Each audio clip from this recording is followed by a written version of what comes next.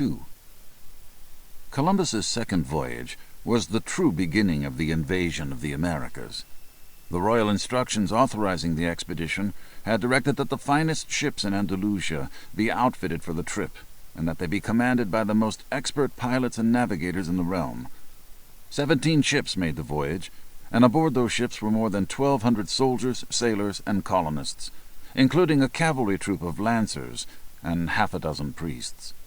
Along the way at the Canary Islands, some other passengers were boarded. Goats and sheep and cattle and 8 pigs were placed on deck and in the holds below. In early January of 1494, the fleet arrived at the place on the northern coast of Hispaniola that Columbus had chosen to build his new world capital, his town of Isabella. No sooner were the ships unloaded, however, than sickness broke out among the crews. It quickly spread among the natives, who had come to greet the ships with gifts of fish and fruits. "As if we had been their brothers," recalled one of the men on board.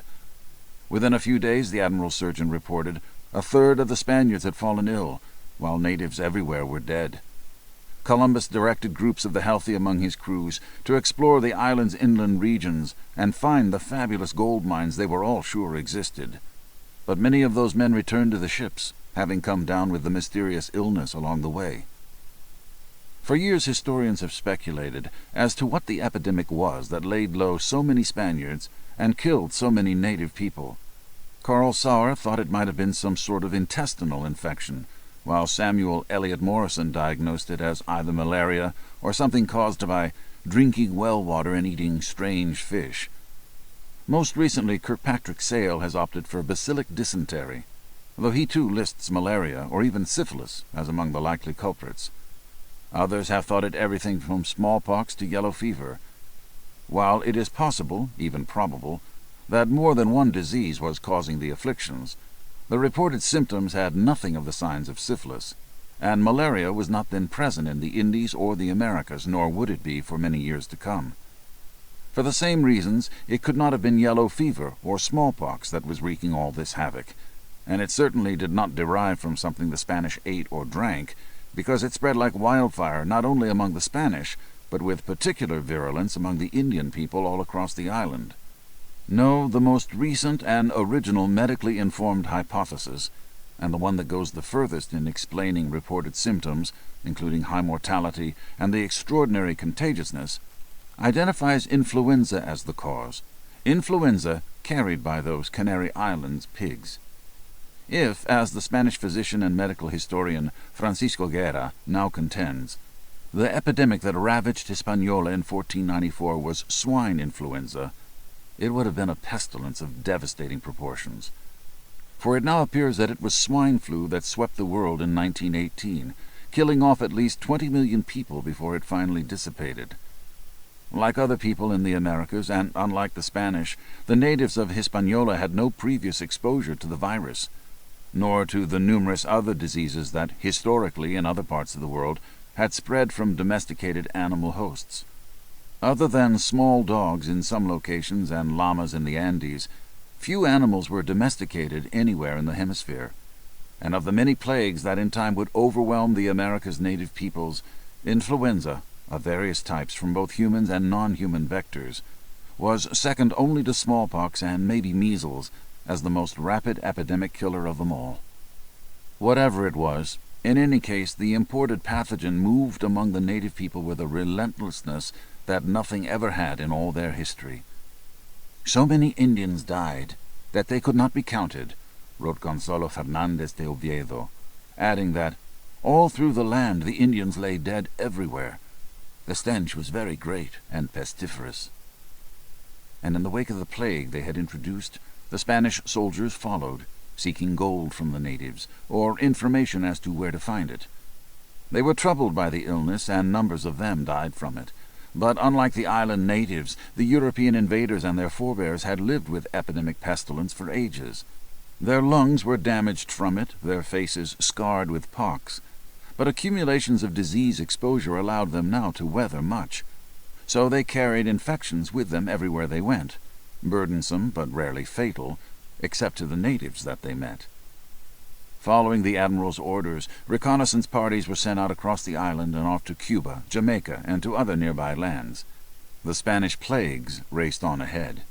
Still, the natives, as Columbus had observed during his first voyage, continued to be kind and generous to their guests, and so innocent in the use of dangerous weapons that when Columbus showed them swords, he said, they grasped them by the blade and cut themselves through ignorance.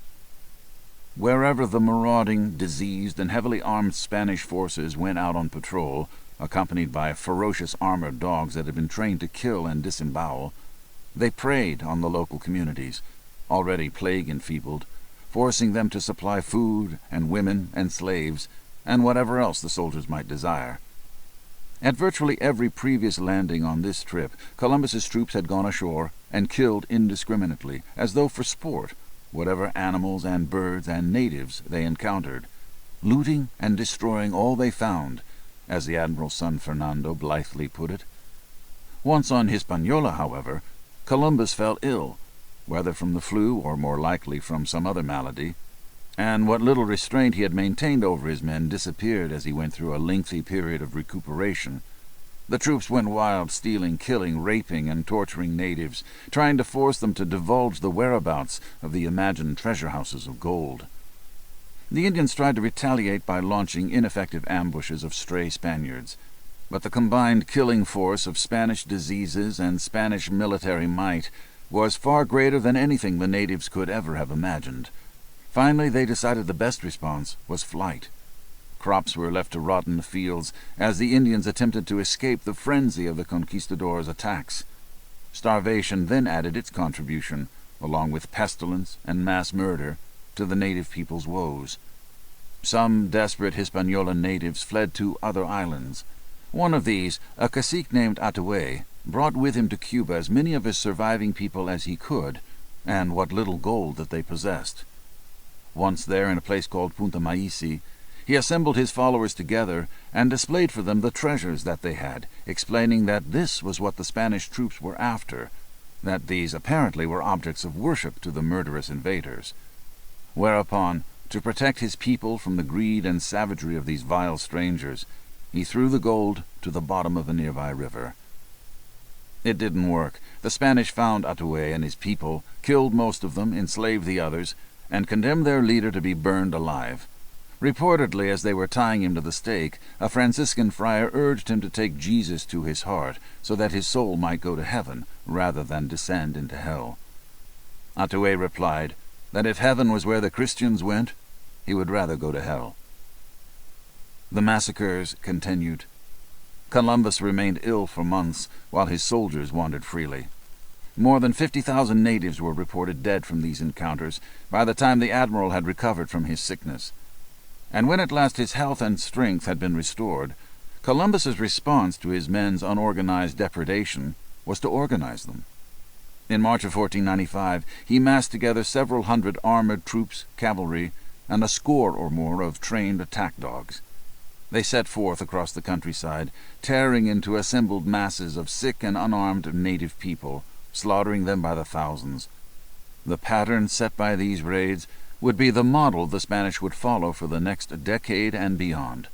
As Bartolomé de las Casas, the most famous of the accompanying Spanish missionaries from that trip, recalled, "Once the Indians were in the woods, the next step was to form squadrons and pursue them, and whenever the Spaniards found them, they pitilessly slaughtered everyone like sheep in a corral.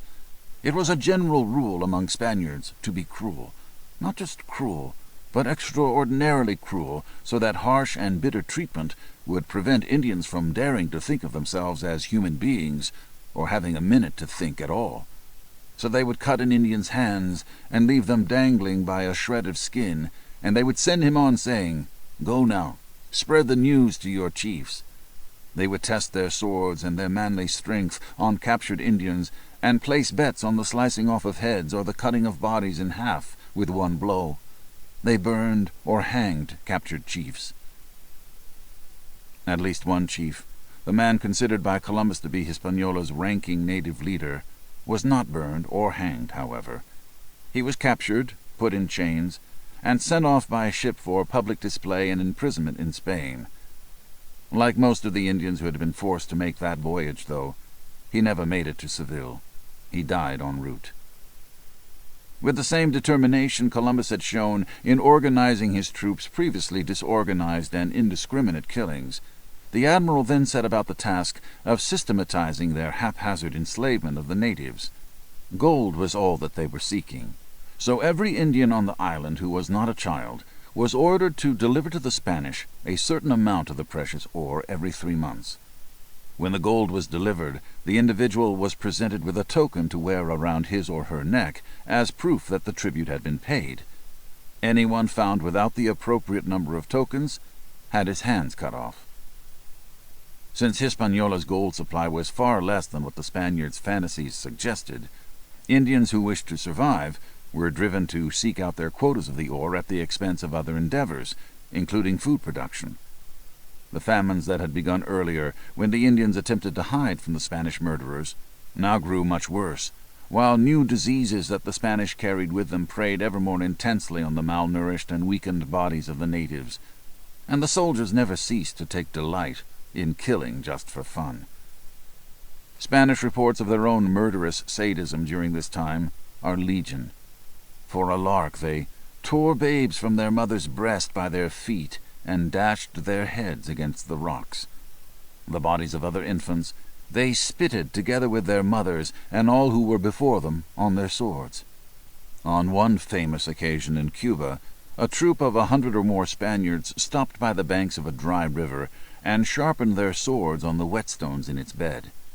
Eager to compare the sharpness of their blades, reported an eyewitness to the events, they drew their weapons and began to rip open the bellies, to cut and kill those lambs, men, women, children, and old folk, all of whom were seated, off guard and frightened, watching the mares and the Spaniards. And within 2 credos, not a man of all of them there remains alive. The Spaniards entered the large house nearby, for this was happening at its door, and in the same way, with cuts and stabs, began to kill as many as they found there, so that a stream of blood was running, as if a great number of cows had perished. To see the wounds which covered the bodies of the dead and dying was a spectacle of horror and dread. This particular slaughter began at the village of Tsukayo, where the townsfolk earlier had provided for the conquistadors a feast of cassava, fruit, and fish. From there it spread. No one knows just how many Indians the Spanish killed in this sadistic spree, but Las Casas put the number at well over 20,000 before the soldiers' thirst for horror had been slaked. Another report, this one by a group of concerned Dominican friars, concentrated on the way the Spanish soldiers treated native infants. Some Christians encounter an Indian woman who was carrying in her arms a child at suck, and since the dog they had with them was hungry, they tore the child from the mother's arms and flung it still living to the dog, who proceeded to devour it before the mother's eyes. When there were among the prisoners some women who had recently given birth, if the newborn babes happened to cry, they seized them by the legs and hurled them against the rocks, or flung them into the jungle so that they would be certain to die there. Or Las Casas again, in another incident he witnessed. The Spaniards found pleasure in inventing all kinds of odd cruelties, the more cruel the better, with which to spill human blood. They built a long gibbet, low enough for the toes to touch the ground and prevent strangling, and hanged 13 natives at a time in honor of Christ our Savior and the 12 apostles. When the Indians were thus still alive and hanging, the Spaniards tested their strength and their blades against them, ripping chests open with one blow and exposing entrails, and there were those who did worse. Then straw was wrapped around their torn bodies, and they were burned alive. One man caught 2 children about 2 years old, pierced their throats with a dagger, then hurled them down a precipice. If some of this is sickeningly familiar to those who recall the massacres at My Lai and Song Mi and other Vietnamese villages in the not-too-distant past, the familiarity is reinforced by the term the Spanish used to describe their campaign of terror: pacification. But as horrific as those bloodbaths were in Vietnam, in sheer magnitude they were as nothing compared with what happened on the single island of Hispaniola 500 years ago. The island's population of about 8 million people at the time of Columbus's arrival in 1492 already had declined by 1/3 to 1/2 before the year 1496 was out, and after 1496 The death rate, if anything, accelerated. In plotting on a graph the decline of Hispaniola's native population, there appears a curious bulge around the year 1510, when the diminishing numbers seem to stabilize and even grow a bit. Then the inexorable downward spiral toward extinction continues. What that little blip on the demographic record indicates is not, however, a moment of respite for the island's people, nor a contradiction to the overall pattern of Hispaniola's population freefall following Columbus's arrival. Rather, it is a shadowy and passing footnote to the Holocaust the Spanish at the same time were bringing to the rest of the Caribbean.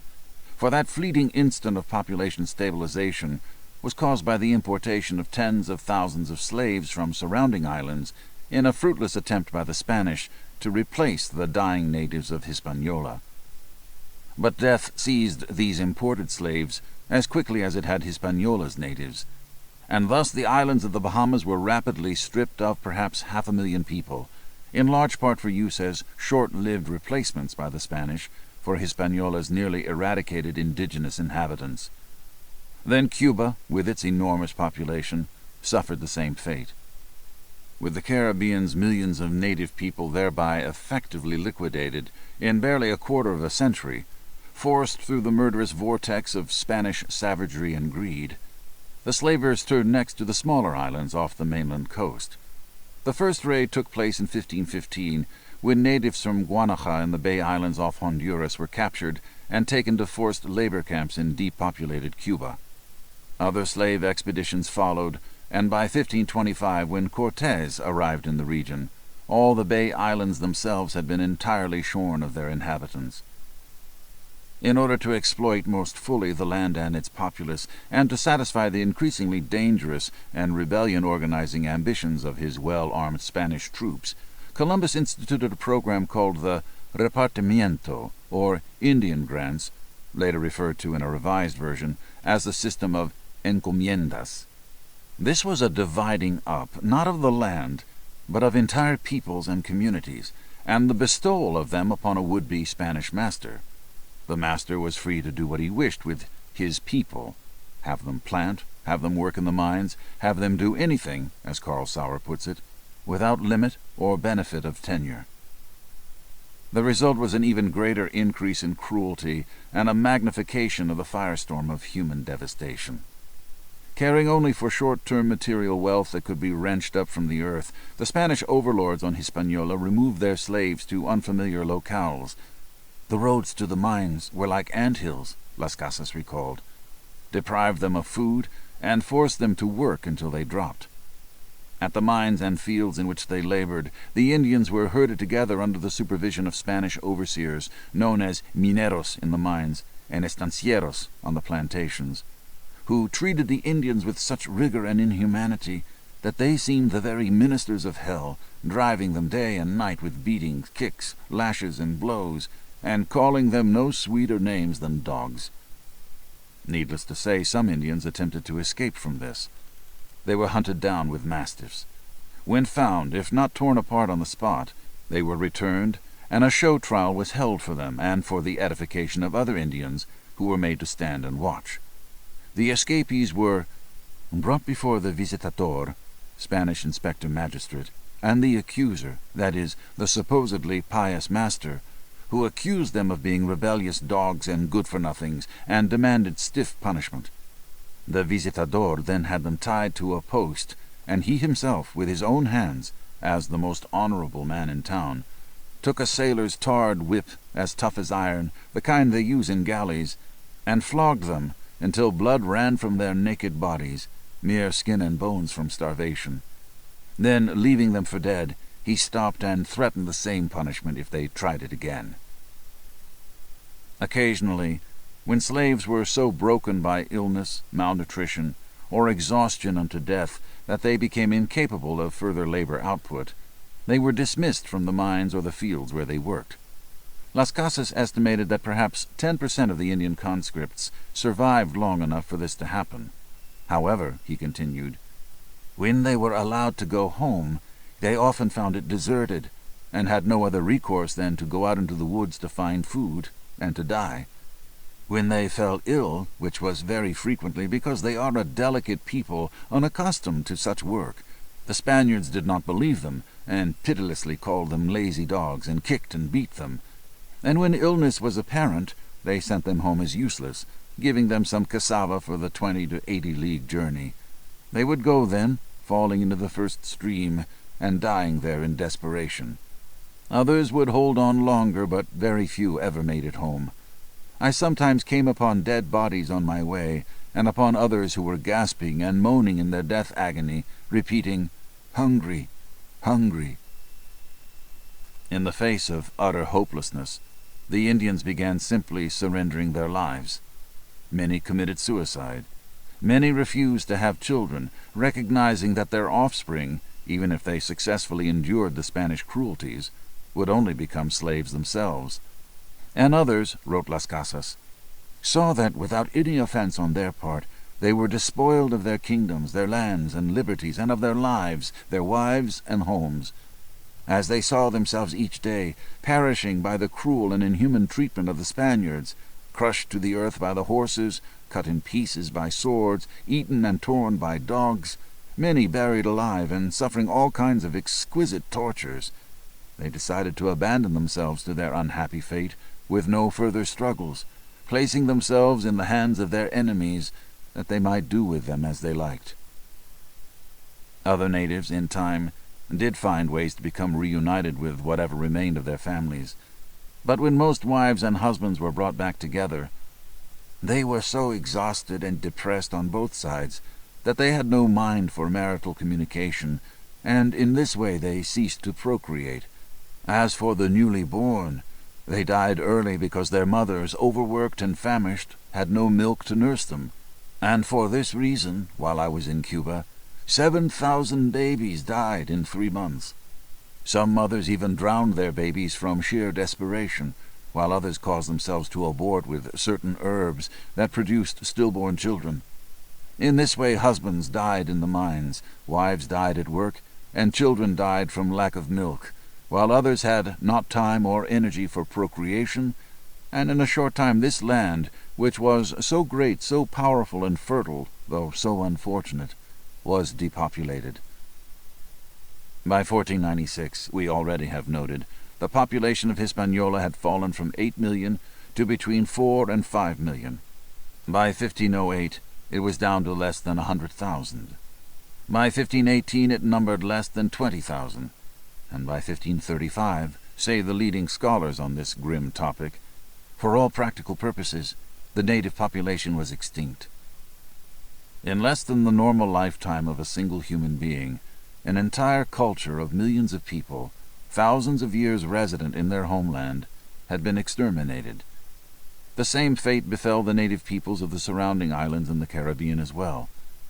Of all the horrific genocides that have occurred in the 20th century against Armenians, Jews, Gypsies, Igbos, Bengalis, Timorese, Kampucheans, Ugandans, and more, none has come close to destroying this many, or this great a proportion, of wholly innocent people.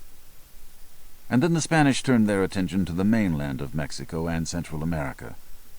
The slaughter had barely begun. The exquisite city of Tenochtitlan was next.